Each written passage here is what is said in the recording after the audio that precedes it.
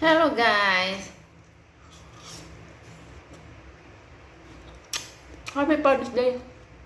Hayat ng Father's Day. So nag-lunch ako. Dessert ko is apple. So ang apple ko is hindi nangitim. Ang sikreto ng apple, put some salt guys. Then you wash. Then after, you see that black or brown color. It look like a fresh apple. But if you don't put salt, the apple is brown.